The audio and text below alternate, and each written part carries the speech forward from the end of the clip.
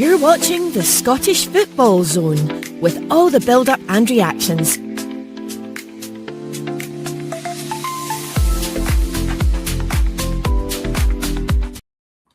Good evening, everybody. Welcome back to the Scottish Football Zone. It is a bit of a different panel tonight. I am your host, Robbie Collins, for the evening. Joining me is my good friend, Reagan. Reagan, how you doing? I'm doing well, Robbie. Thanks. Looking forward to this game tonight.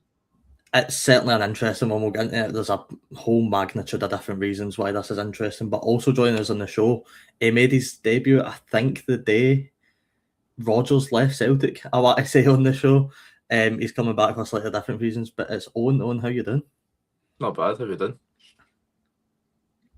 I think it was doing well, thank you. I think it was actually both with Nancy and Robbie. Was it Nancy? Right, okay. Right, it would have been Nancy, actually. Sure. All right, well, Owen, at least your club's in better times now under Mr. I don't know Martin about O'Neill, that. but we're not here. No. But no, we're not here to talk about Celtic tonight, lads. We'll save that for tomorrow night's show, because of course we will be live tomorrow before and after the Celtic and Aberdeen game. I do believe Michael will be back for that show, if I'm right, and I think Keithan might be joining us as well. So make sure you join us for that tomorrow. That should be a pretty interesting game. But guys, it is a pretty big game tonight. I think we'll kick off with the team sheets. I do have them out in front of me. So for the hosts, it will be Iovu in goals. I don't quite know the formation that Jim Goodwin's gone with here, but it's Selvey, Graham's the captain, it's Camera, then Ajay, Amar Fata plays, Fura, Lucas Stevenson, who I really, really like, Carestes, and of course Callum Waters up front. No Zach Sapsford, I don't know if he's injured. No, he's on the bench, so I'm not sure why that is. Obviously, in my opinion, he's one of Dundee United's most crucial players, to be honest with you, in the attacking areas. But for St Mirren away, there's obviously some big injury news that Mikael Mandron's not playing for the Buddies tonight, so it will be George in goals, a back three of Fraser, Gogic and Freckleton, Jaden Richardson at right wing back, Scott Tanser left wing back, it'll be Phillips, Bacchus and O'Hara in the midfield, and it'll be a front two of Roland Adobu and Dan and Lundula. So that is your two teams for the evening. Reagan, will come to you first. What was your initial thoughts on both sides there for tonight? I think St Mirren probably stronger, like you said. Sapsford, I know they've signed, is it Johnny Russell from the MLS in the last couple of days? Robbie, is he on the bench? Or Johnny Russell does make the bench for tonight. I did see that get confirmed earlier. So I personally, for me, I think St Mirren, for me, got a stronger squad, but I still think it'll be a close match. Owen, what about you? Obviously, Reagan, I personally agree with Reagan, but of course I'm wearing the black and white top, so I'm going to intend to agree with Reagan. I do think St Mirren have a stronger squad, but Dundee United are probably carrying a bit more momentum going into this match. Literally, St Mirren, they have the better squad, I would say as well. Actually, obviously, it is a bit of a miss for St Mirren. Obviously, not having Mandron in there. I know he's not been like top form and all that for a wee while now, but he is still a big part of the St Mirren team. When you don't some fans would beg to differ, but I agree. Actually, a lot of St Mirren fans give abuse every week, man. Actually, it's mental. But it should be an interesting game. So we'll see how it pans out for it. Of course, Reagan, Jim Goodwin, over 3 years in charge at Dundee United. It's mental to think how quickly that 3 years has went. And how would you try and sum up his time in charge of the Dundee United? I think he's done very well, Robbie, to be honest with you. I think the first year it was kind of taking him up from the championship as well, so he done well there, and he sort of stabilised the club probably, because during that time Dundee United have had some sort of financial issues as well, Robbie, I'm sure. Of course, they've got the new owners in.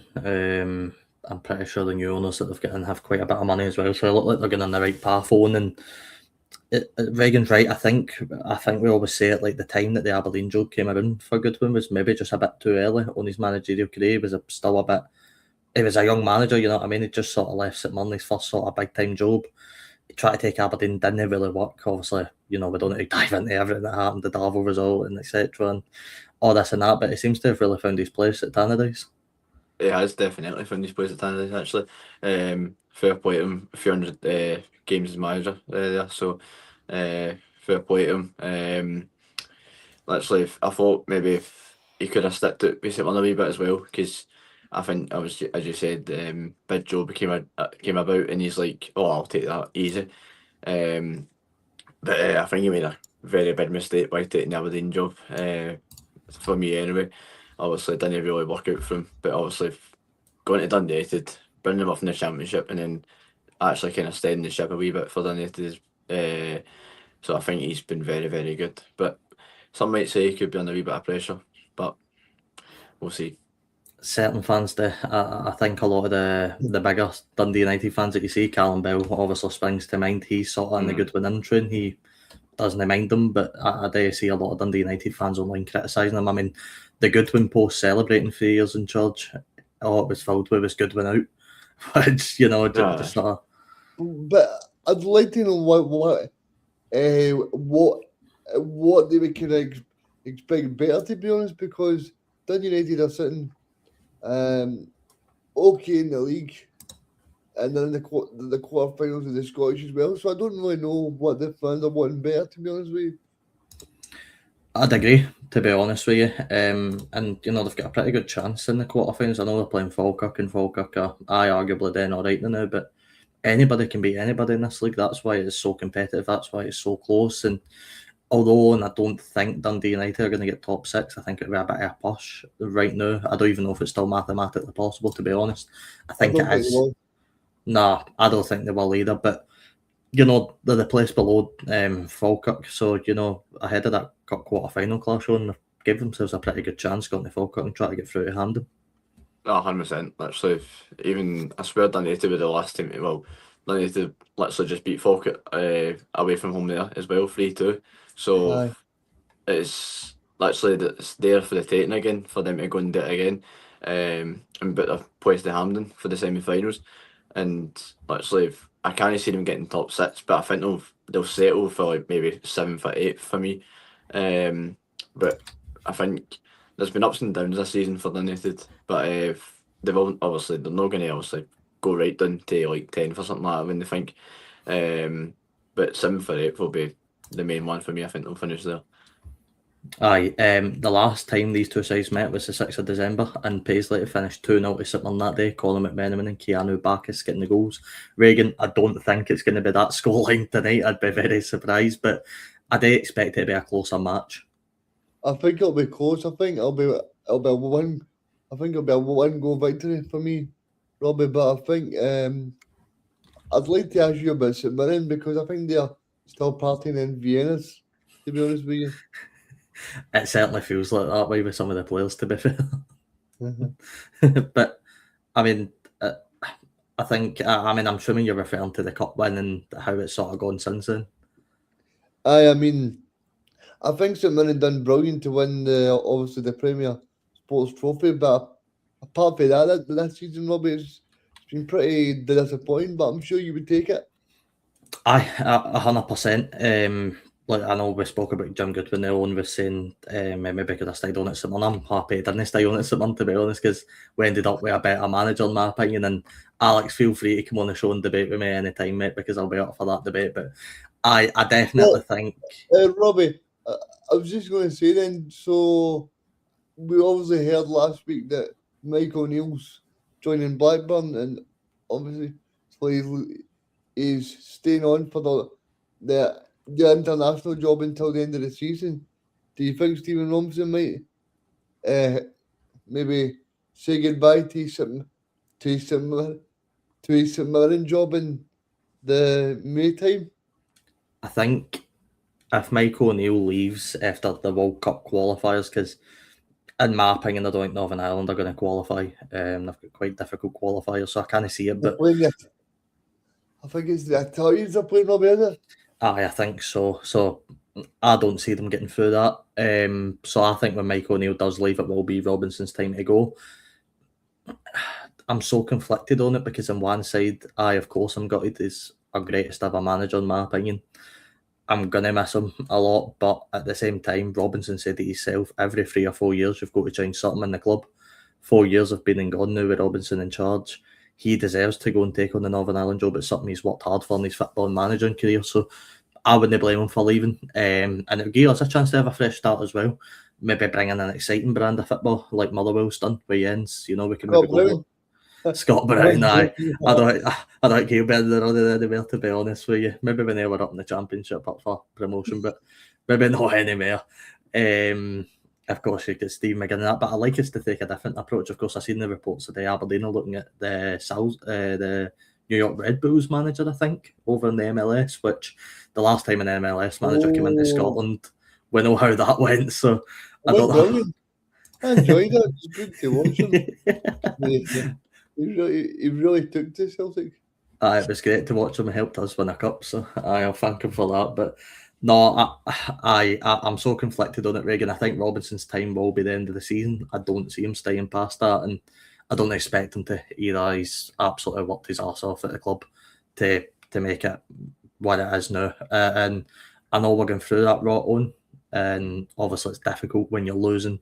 As Michael likes to say, it can become a really bad habit. Likewise with winning. I still think this has been a successful season. If St Mirren were to finish 10th, and I don't see us finishing 11th one. I don't know if you agree. I do agree, actually. I don't see us finishing 11th. I think there'll be obviously Kilmarnock have got really big games coming up as well. So I can't see St Mirren going to that position. Obviously, tonight's obviously a massive game for as well. So maybe a draw. Obviously, if you get a point, maybe then it looks better. But it's been I think it's still a successful season if you win a trophy and you obviously stay up. Obviously, it'll be very successful for you. Obviously, there's still a chance of a cup double, so you never know if it's at Monday. I know. Could you imagine? I mean, I was looking for the fixtures, Robbie. I'm sure St Mirren play Rangers soon, is it, Robbie? So I think it's Dundee Utd and then it's a Rangers in a few weeks. Yeah, but Rangers at home on the Sunday, which will be the week after the cup game. So a week on Sunday, we'll play Rangers.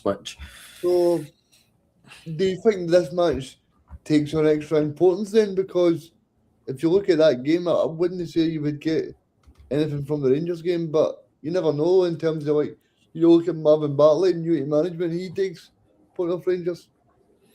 I would say Paisley's a tough place to come, and I stand by that no matter what happened in the Motherwell game. They are just an exceptional team. There's no shame in getting swept aside by Motherwell. I mean, we done it to them at Hampden, so there's no shame in these type of things. But I think Rangers will be a lot closer, and I think we can pick up a point in that game, to be honest with you. I'd be happy enough with a point. But Jamie sends in a comment for the Off the Underside podcast saying, I still have nightmares about Old Wolf. I think all Celtic fans do, mate. I think the two gentlemen on the show tonight next to me certainly still have nightmares about him. Try to find commitment.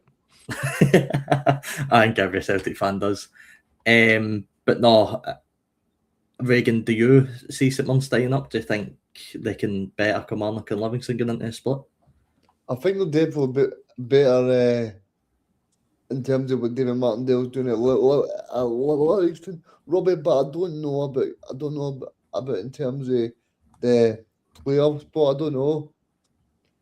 I just obviously that 5-0 game maybe changed my perspective in terms of St Mirren got the mentality, Robbie, to be in a dogfight, because obviously the last few years they've been in top 6. So have they got the mentality to be in that dogfight and be under that pressure? Owen makes a very good point there. It's been 4 years, a roller coaster that's been going up. The whole 4 years has been upwards. There's not been many down moments under Stephen Robinson yet. This is the first sort of proper bad spell since he actually joined the club, and I think he lost 8 of his first 9 games in charge. This is new for the players. The players haven't experienced this yet. So do you think we can handle it if we were to get into relegation playoffs? Well, it depends who would actually. Well, I think it depends who you would need to play. I think if you were in that relegation playoff, literally could easily be Literally, Played my there's party teams. whistle. Should play my party whistle. Oh, we're all there to get to see that next week. It's a Robbie v Reagan derby, man. It's going to be good. I know, should be a cracking game, to be fair. I'm hoping to try and at least make it along, but the kick-off time's pretty brutal. But that's a conversation for Friday's show. Ian is in the house, and evening with Robbie, Reagan, and Owen. Welcome, Ian. I hope you're doing well. Welcome. Ian, great to see you, mate. Aye, thank you so much for watching the show. We really do appreciate it. But Owen, sorry, I completely forgot what you were saying there. I think it depends who someone need to play if you get to 11th. If you do get to 11th, that is. But I think the players can handle it. I think they can handle it very well. Actually, they've done it before. Actually, there was obviously the time last season when you had to score one goal to try and get top six against Ross County last season. Like the players know what they're made of. They can handle it. Actually, they're good enough to handle it. So, I can definitely see us go up with it, to be fair. Reagan, I think a lot of people like to write the championship teams off in terms of a lot of people think the gap is that big that it doesn't really matter who any of the Premiership teams play, they know they're going to win. But if you're a St Mirren team, get into that split, and if we don't win many games in the split, then get into the playoffs, and having to face one of the teams that are going to be right up for it, no pressure on their backs, it can be a pretty nasty game coming up. I know that people will probably look at the Mark Queen's Park going to Ibrox, Robbie, but Queen's Park were in a difficult space at that point. They were bottom of the league, and Rangers were obviously close to the top of the league. So I think it's totally different. I think you look at the top end of the championship. You look at even teams like I know you probably won't want to be reminded of it, but look at that match on a Friday night a few weeks ago. I think Taylor Sinclair actually said he was pretty unfortunate that they probably didn't win the game. I mean, they played pretty well. So I think the top end of the championship is still a good league. I mean, some of the players that are still playing at the top end of the championship, there's still a lot of very good players. Aye, 100%, and it's only grown stronger as well, which is one of the main things. You know, our game's gradually getting stronger, which is only a good thing. Back at Dundee United, they've had a few troubles with their pitch the last couple of games. They've obviously had a lot of games postponed. I'm not too sure what the pitch conditions are looking like for tonight so far, but I'm sure we'll see pictures soon of what it's looking like. But you look at their neighbours across the road, and you know they're able to get games off. Do you think, in your opinion, there should be a stronger punishment for these teams not having their pitch sorted? Because you literally only need to go about 30 steps across the road and you can see the other pitch is fine. I know it's a bit crazy, to be fair. Actually, I remember saying this. I think it was like a Dundee game or something like that. It got postponed, and literally their pitch was terrible. And I think we keep saying, "Oh, they need to do something," but they need to do something if they want to get their pitch in shape for any game. And it's the same with Dundee United. Literally, their pitch against Aberdeen was absolutely terrible.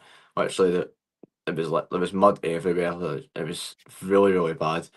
And surprised it actually went ahead again, that Aberdeen game.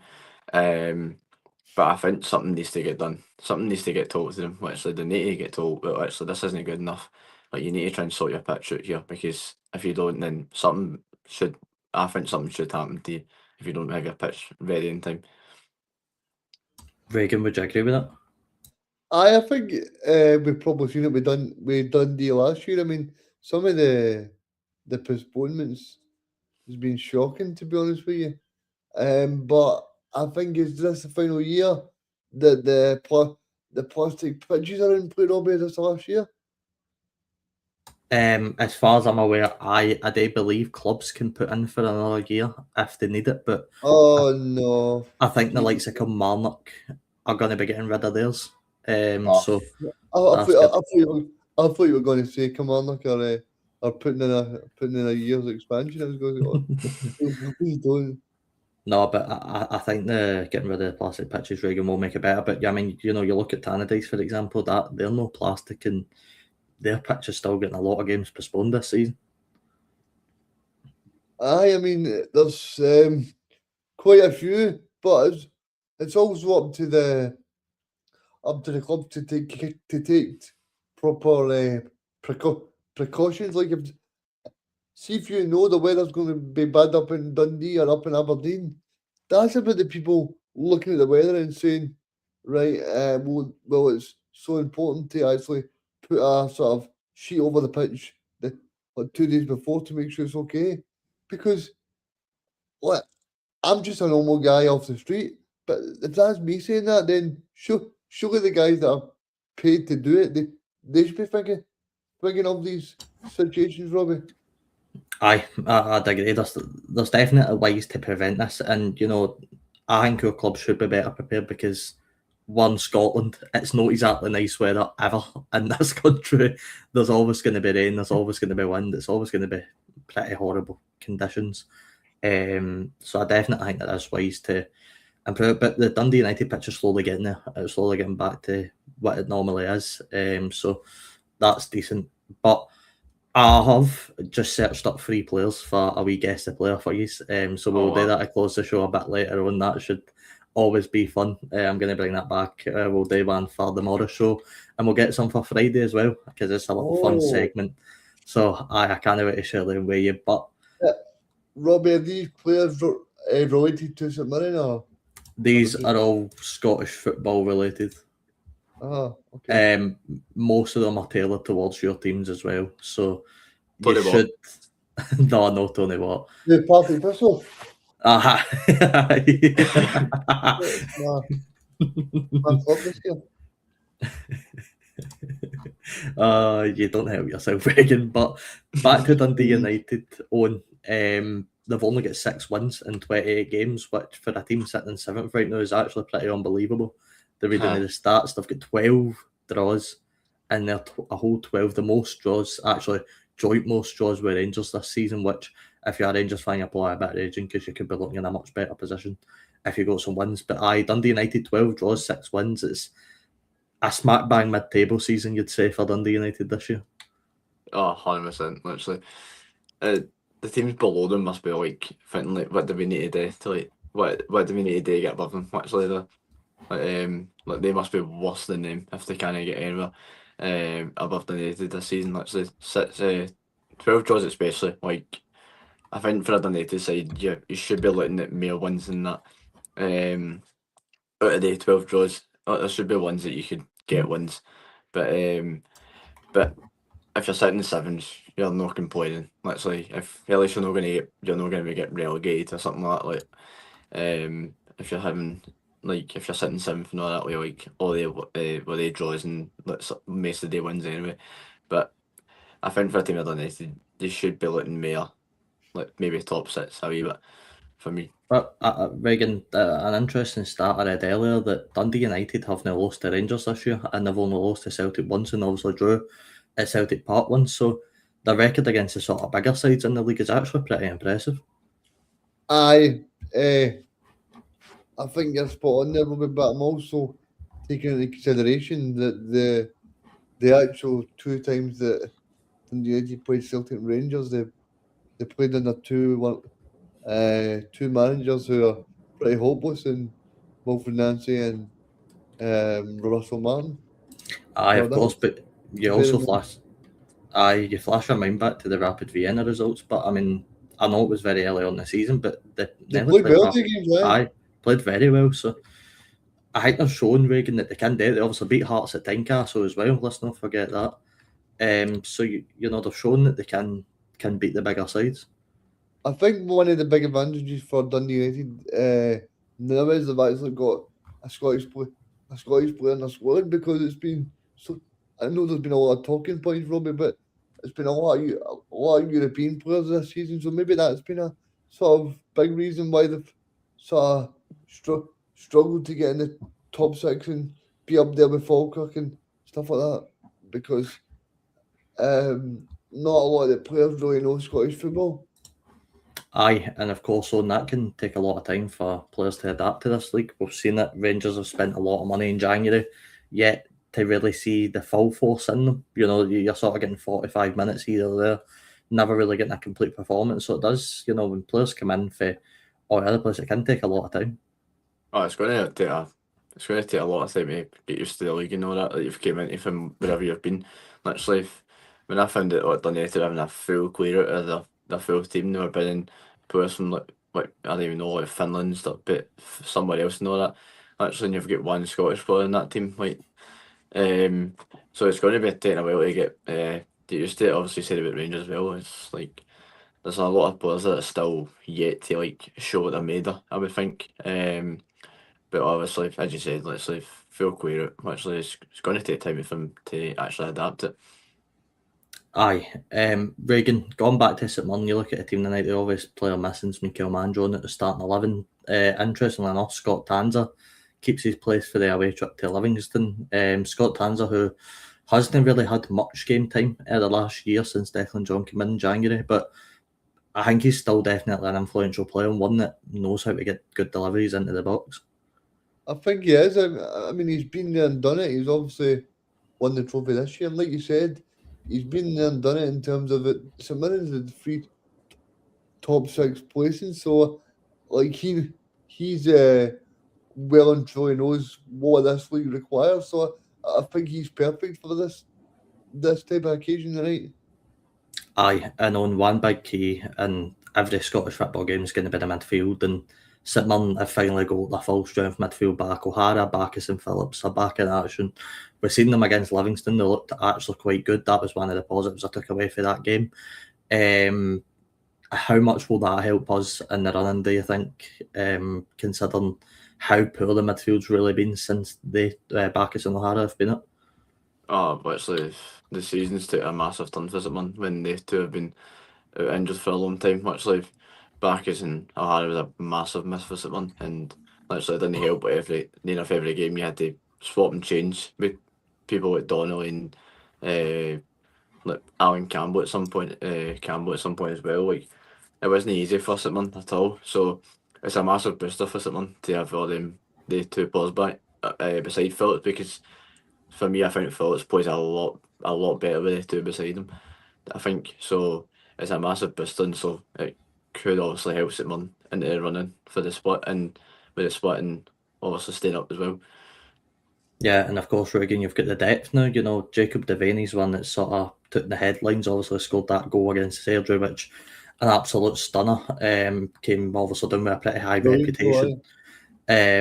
He's somebody that someone can utilise off of the bench, and it can be a real handful for players. Aye, and St Mirren have produced so many players. You look at the guy, is it Mooney went to Arsenal, and who's the other guy? Scottish guy that was linked with Celtic, Rangers as well. I'm not sure. I know Evan Mooney. You've obviously got Fraser Taylor. He's obviously at Partick Thistle right now. Yeah, he's at Partick Thistle. He's at my club, aye. Aye, another good player. I'm trying to think of who I'm thinking about here, Robbie. I can't think who you're thinking about either, to be honest. Oh, so James Wilson went down to Tottenham as well, so. Oh, James Wilson, you've got Lewis Jamieson that used to be in there. We've had a lot of decent success. They'll come back to me. But, I was just having a blank. St Mirren's a good place for players to develop in. Well, and obviously Mark O'Hara's been there and done it. Obviously, Phillips is someone who's getting recognition now from Republic of Ireland. So as much as you don't want to hear Robbie, he's getting attention. So it'll be hard for him to not be tempted away in the summer as well. Aye, and of course, triggering that clause in his contract means we can keep him for a bit longer. Obviously, it's till 2027. So at least we'll get a bit of money if it goes. And this summer, Ian saying win the cup seems to cost him. Someone have been regressed until Ian got the sack. It makes a fair point. It happened to us in 2013, and I do believe it was one league game we won the rest of the season, although to be fair, it was a shorter format that season, and I don't think we played the cup final until about January. So it was obviously a bit of a shorter time period, but he makes a good point that winning the cup seems to damage a few teams right now. It does, to be fair, actually. I think that's what kept Toleen actually in the job when he won that Scottish Cup. I think if he lost that, then he wouldn't have been manager for any part in this season anyway. but as you said, cost teams a wee bit because after someone won the Premier Sports Cup, after Livingston, it's just went downhill from there. And obviously beating Hearts was obviously was very good to beat Hearts, obviously. But then after that, it's just went back downhill again. Like they just no fight for something at all. Just no really, just looking really poor on the pitch. And then, but yeah, it was like the cup wins definitely cost a lot. St Mirren especially as well. Aye, it does seem to be doing that. Hopefully we can win double up because I'll certainly take that. But shall we give you I've found out the player was the guy that was at St Mirren last year, Dylan Reid. Oh, Dylan Reid. Aye, he went into Crystal Palace he went to? Aye. He was like my Celtic and Rangers last year. Another very good young player coming through the academy, which hopefully there's a few more being played just because, Michael always bangs a drum on this show that he wants to see more the Scottish players and especially younger players coming through and getting chances, and some of them can show glimpses, of course. You're not going to play unless you're good enough, but I think even sending them out on loan to teams like Partick Thistle, Partick Thistle have picked up Fraser Taylor and Ocean Smith on loan this season, both making an impact. I know obviously Ocean Smith has been the sort of bigger player for Thistle, I would say anyway. Regan, you'd probably know better than me, but he definitely popped up in some big moments, so I think stuff like that can work as well. Yeah, I mean, he's been really good actually, Robbie. He missed 2 chances off the bar on a Saturday. I spoke to Mark about that. I mean, he probably should have scored the first one from the free kick, but the second one he's got to score it. But he's been a very good player for Partick Thistle. Aye, it's been pretty good. But since we've reached the half an hour point, lads, shall we give you your first player of the 3 that I've got in front of me? So this is going to work. I'm going to read out each team. Oh, and you'll know this. I've played this with you hundreds of times. Yeah. So I will read out each team that this player has played for. I'll give you the time period and I'll give you the appearances and goals that this player has in each team. So starting off with your first player, this player started his football senior career in 2004. He spent 1 year at Bristol Rovers, making 2 appearances and scoring 0 goals. Some boy, yes, man. Second clue. All right, just want to skip right to the second clue. Right. He then moved to Chelsea in 2005, where he spent 5 years at the Blues. I know this one. Yes, it's Scott Sinclair. It is Scotty Sinclair. Aye. But do you know why? Because as soon as you said Chelsea, I remember they played for Bristol Rovers. Because I think he's actually back there now, Robbie, playing for them. It is. I moved back there in 2022. My ball knowledge is good. I love it. Well, I was trying to make these not so easy, but not so hard. But I've pretty much failed in that already. So we'll move on to your second one. This one is slightly easier, to be honest with you, but we'll see how you go on. This player started his Rangers youth career in 2004, where he spent 9 years at Ibrox before moving to the St Mirren Youth Academy in 2013, where he spent 1 year there and then transitioned into St Mirren's first team, where he spent 4 years at the club, racking up 79 appearances and scoring 15 goals. Stephen Thompson? It's no Stephen Thompson. Owen? No, none from that. Nothing. Do you want the next clue? You'll get it after this. He moved in 2018 to Celtic, where he spent 2 years at the club, racking up 14 appearances, scoring 0 goals. No. Wow. In that time, by the way, he had 2 loan appearances at St Mirren and Sunderland, racking up about 32 appearances, where he scored 6 goals over the 2 loan spells. If you say that again, he played it 9 years at Rangers, then joined St Mirren, then played Celtic. So 9 years in the Rangers youth. He then went to St Mirren in 2013 to join their youth academy, and then he moved into the St Mirren first team in 2014.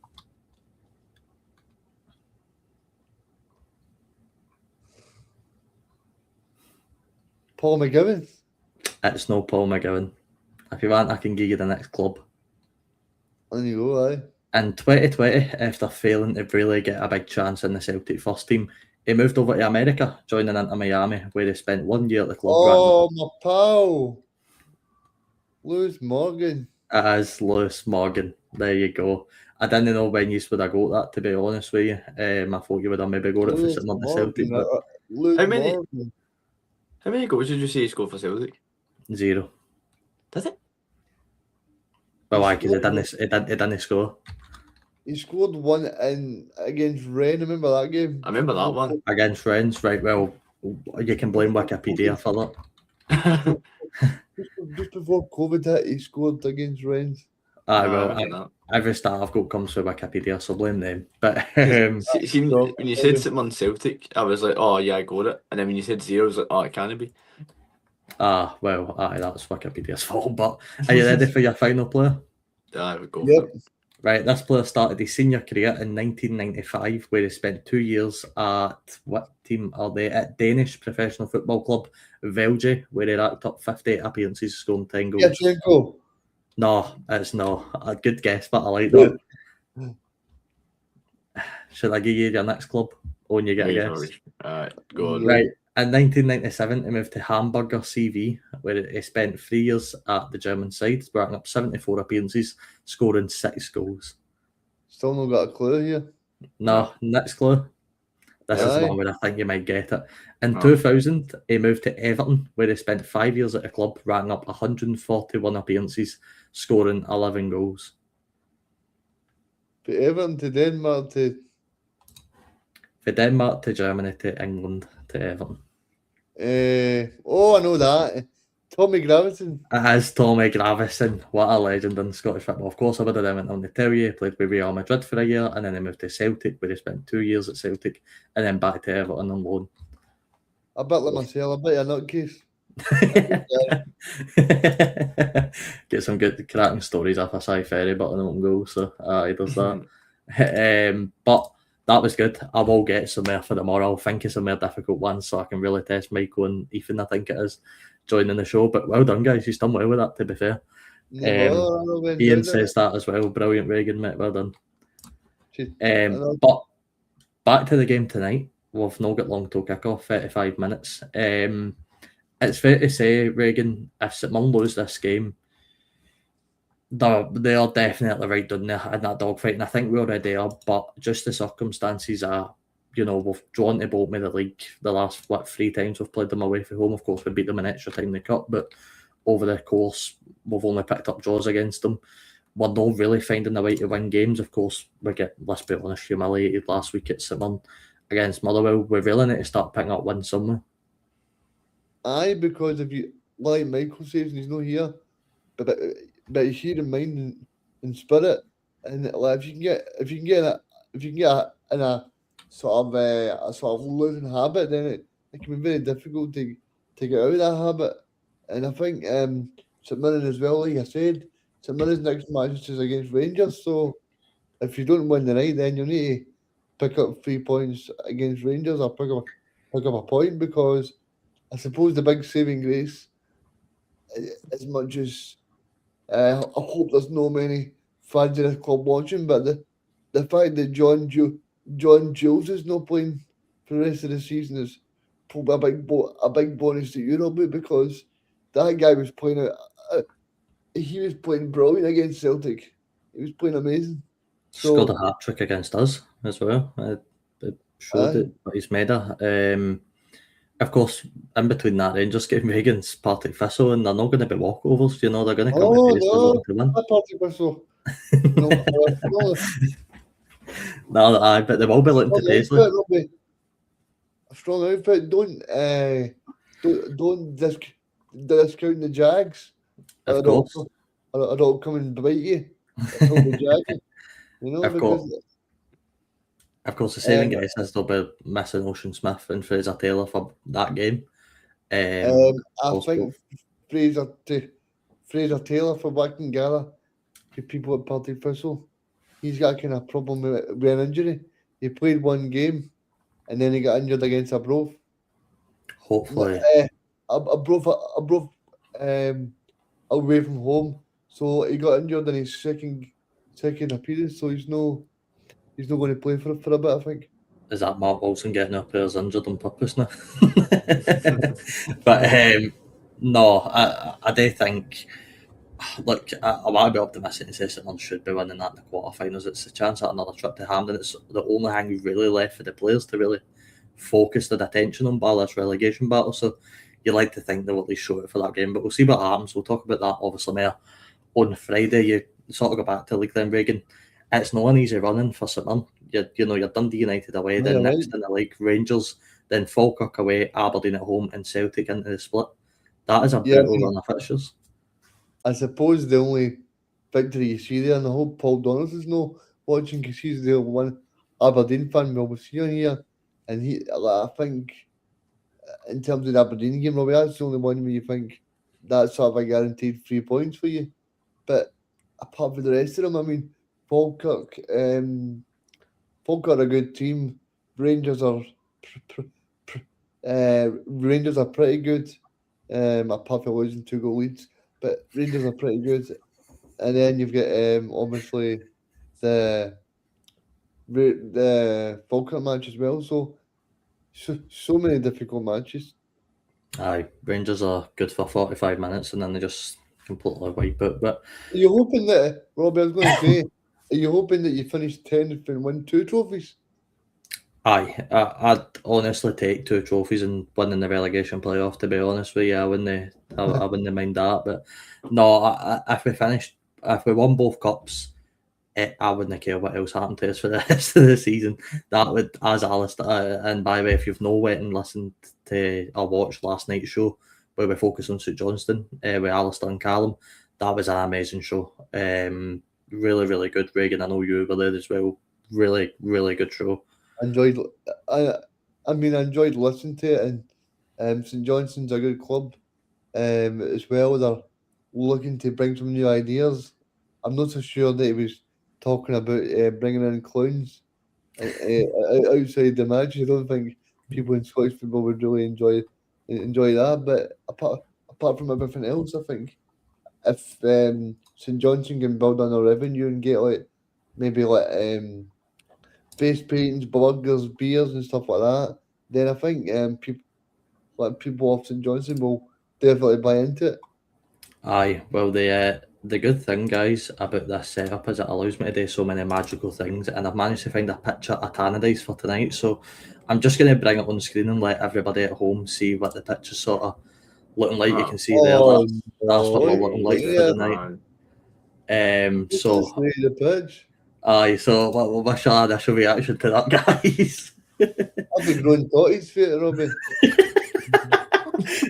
What a game we've got on the hands tonight, man. That is going to be some great football to watch. And I don't imagine it's going to be pretty tonight, to be honest.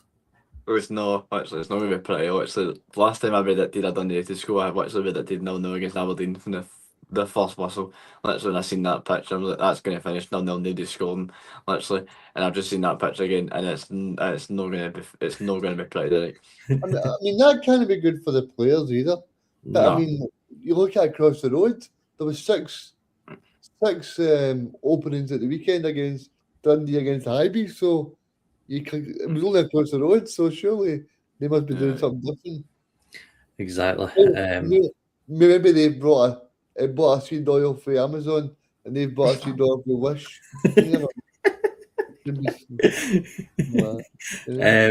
Just looking at the other news in Scottish football quickly, guys. Of course, Arbroath take on Ayr United tonight as well. A pretty interesting game.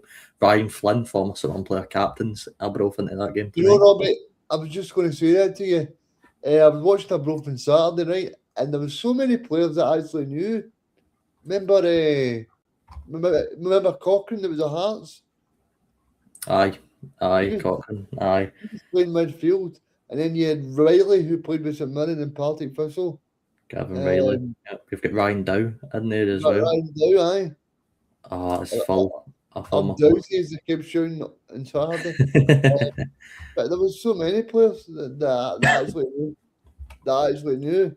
But who's playing up top for Ayr? Because I was talking to Roger Hannon last week, and he was telling me that they're playing a midfielder up front because they've not got any strikers, or is it? Tonight it looks like it's going to be George Finney up front, which I don't know too much about the guy. He's number 55, so I can't imagine he's too high up the pecking order at Ayr.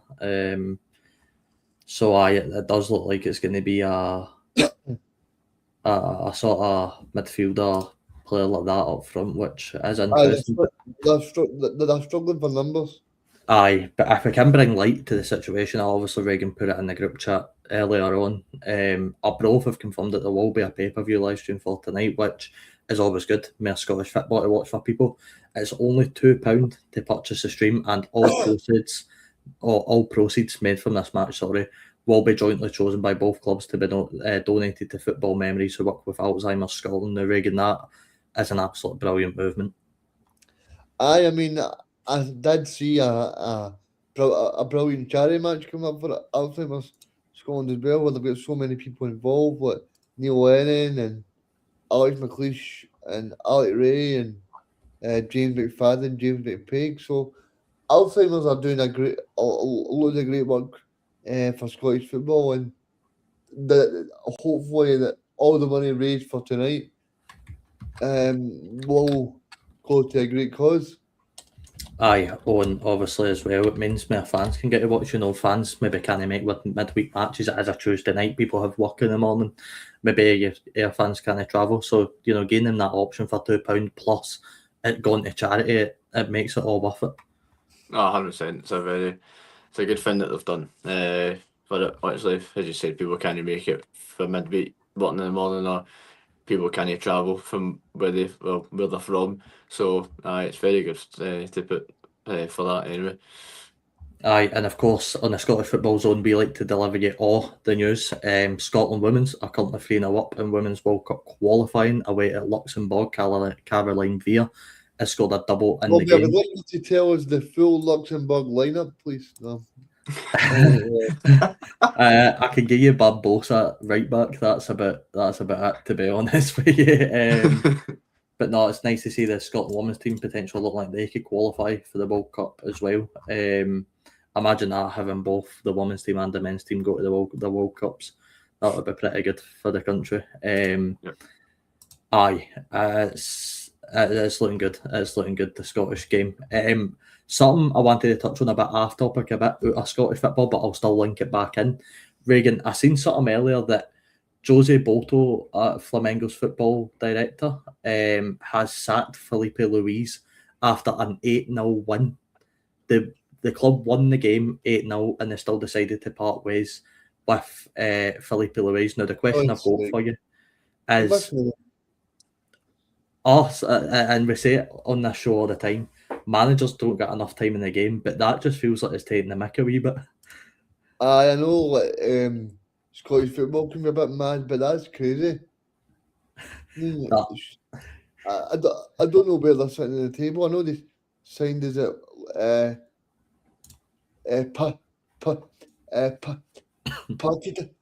Paqueta for West Ham, is it, Robbie? Look at Paqueta. Aye, pretty good player. But I don't know where they're sitting at the table, but it seems a bit strange. I don't know.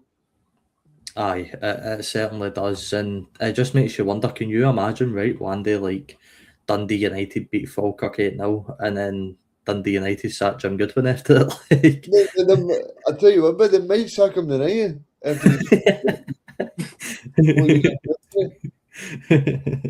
Aye, after St Mirren winning 8-0 away from home just to make probably up for probably happy, probably jumping about going, oh, Jim Goodwin. Oh, you'd see me on this show if we won 8-0 away at Dundee United, trust me. But I own that was a pretty weird headline that I read earlier. I thought I'd bring it up on the show because I've seen some weird stuff in Scottish football, but that may actually just top the table. Actually, the fact that he's just won 8-0 and the people that's part of ways him, he must be going in there like, oh, they're going to give me a congratulations for winning 8-0. Nah, you're getting sacked. Actually, you're winning too easy for my lighting. Actually, what? That is a joke, man. Literally, 8-0 win sacked. It must have been something to do with the players or the boardroom or something. It must have been a disagreement because surely there's more to the story. You'd imagine so. I'm assuming we'll find out more about it in the coming days of why he actually got sacked. But he seemed to be getting on alright there, so maybe we'll see him come out of Europe and manage it here for a bit. And if the Robinson leaves. Well, we will be looking for a new manager soon, so that'll be good. No, we're not getting Scott Brown enough. I don't even want Scott Brown anymore, but Oh, No, come on, Robbie, he's a good manager, good guy. I'm sure he could be a good manager. Probably just not right now, to be honest with you. I don't know. I don't know. We could spend hours talking about the Simon Alex manager Ray, situation. Nope, don't even bring him up Stuart again McCall, about Simon. Don't, no. Stuart McCall. I'll tell you what, I'll take Stephen McGinn. I'll take He McGinn. goes to Stephen Presley there because he's Stephen Robbie. Presley.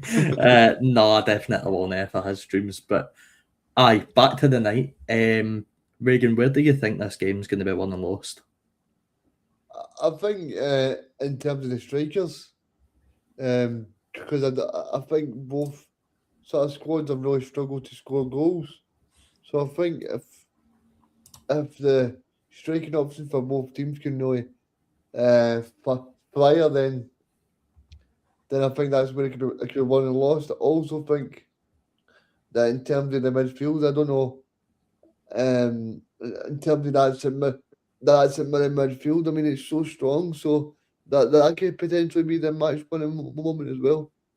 Aye. Oh, and here's some pretty frightening stats for you. Since Jim Goodwin left St Mirren in 2022, he's won 5 out of his 10 Premiership games against the Buddies, losing only 3.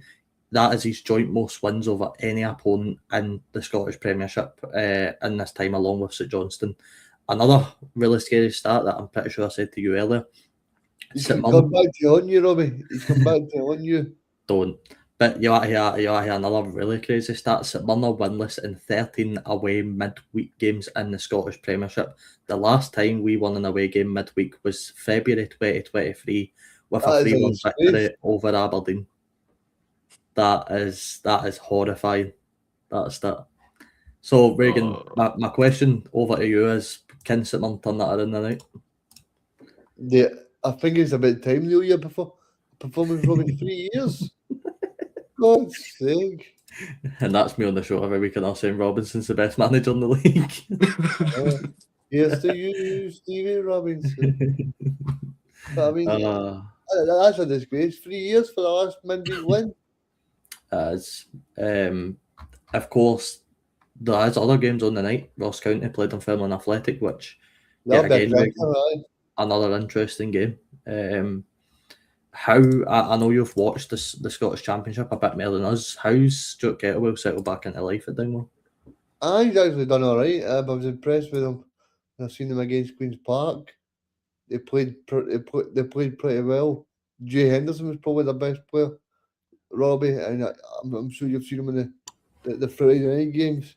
They bought the big guy that used to play for Hearts, Piazzu.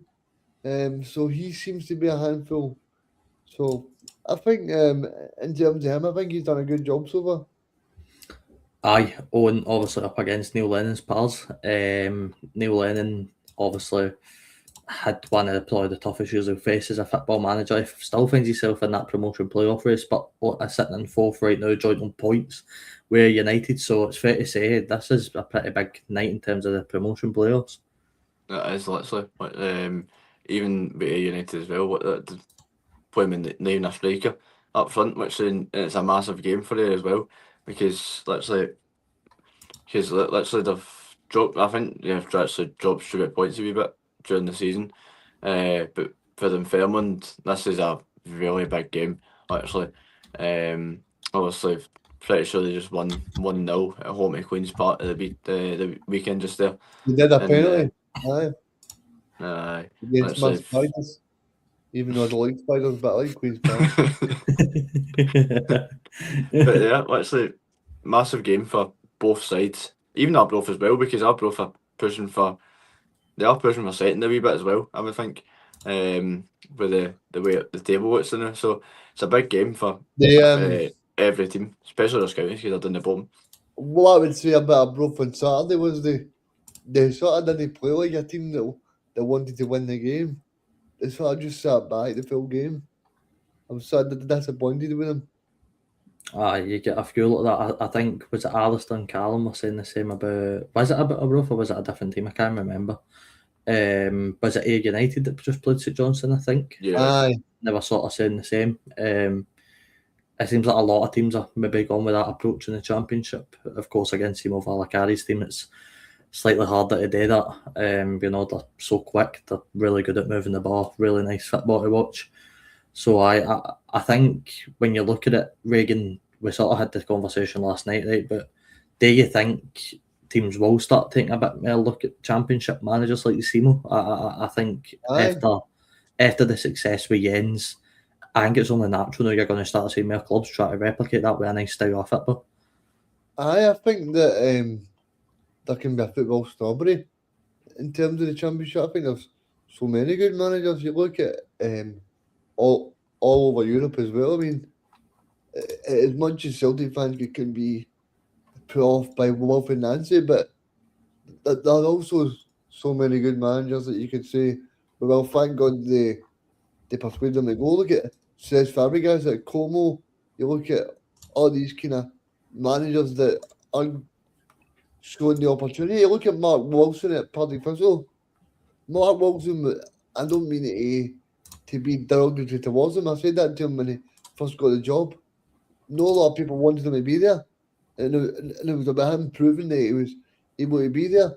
And I know Gordon Dale's his pal or whatever, but I mean, I don't think he was a very good salesman for his pal, because he used to keep slagging him about breaking, about everything else. So I think that once the managers actually they enjoy what they're doing, obviously. And you look at for example, Sean Crichton at Queen's Park. I mean, Sean Crichton's just recently retired. He's just recently retired from football. He was a captain at obviously the Yankees and stuff like that. And obviously, see if you actually show these young managers a bit of patience, they can actually do very well, Robbie. You know. Aye, 100%. I'd tend to agree. Just before we get your guys' score predictions as it is 7:30, so we will wrap up here. But I got another angle of the pitch, so this is what it looks like in the halfway line. Oh, for Jesus' sake! So it's going to be it's not going to be a field if there was a tie field. I feel that Tannadice, what a media headline that is. But it's got to be wobbly, man. I do what I wish we don't do this often. Against hold on, what's that? Scottish players and managers definitely. I think that's I'd agree. We don't do this often on the Scottish Football Zone. It feels very special to me, and I think everybody at the show would agree. I think everybody here wishes Tony Fitzpatrick a very happy 70th birthday. A St Mirren true legend turned 70 today. Of course, he was at the Motherwell game a couple of weeks ago with another great Scottish football man, Sir Alex Ferguson. A really nice picture of him, Tony and Robinson actually before the game. But I just wanted to take that minute because there's no many legends at St Mirren are in football really. No many that should really be described as legends, get sort of banded around all the time. But Tony's a guy that when we were in the Championship literally predicted the fact we'd up 6 and we'd be competing at the high end of the Premiership, and it's spot on the money. So there is definitely legends in there, and Tony is one of them. So happy birthday to him. But guys, I want to get your score predictions for this game. Reagan, we'll kick off with you. What is your score prediction for Dundee United versus St Mirren? Dundee United 0, St Mirren 1. Oh. I don't know how they're going to score in that tie field, but I think they will. It's going to be a fun game watching Dan and Lindelof rolling it over, try and put one in the net. But Owen, we'll come to you. What is your score prediction for tonight? Literally, as I keep seeing that pitch, honestly, I keep seeing that pitch. I keep saying to myself, I can't see a goal at all in that game. Honestly, with the way the pitch looks. Oh, come on, you need to be positive. But I'm going to get goals, but still, I'm going to say 2 each. 2 each? You said no goals a minute ago. I know, but I'm still going to get goals. Sorry. Still going to get goals. Deserves goals. All right, okay, so you're going 2 each, which I can't see it on that tatty field, to be honest with you. 4 own goals. There is the greatest ever manager in Sir Alex Ferguson standing beside him, so there you go. But no, it's time for my prediction. I don't know. I always try to be fair on this channel. I never try to have my bias black and white. Well, sometimes I like to think I'm pretty honest on this channel most of the time. I try and not look at it through the black and white tinted specs. I don't see St Mirren winning tonight, I'll be honest. So I'm going to go for a 1-0 draw.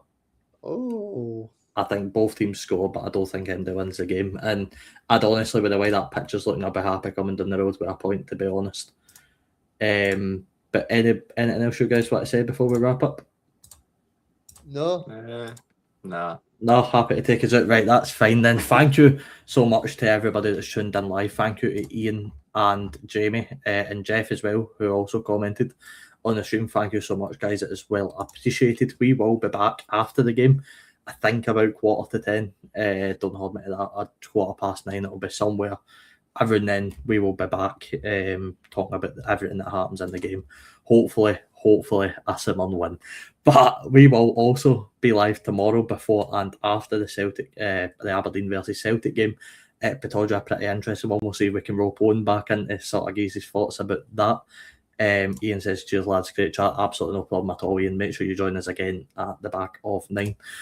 That has been all from me. I've been Robbie. That has been Reagan. That has been Owen. Thank you guys so much for joining me. We will see you guys after the game. And all I have to say is, come on, you say. You're watching the Scottish Football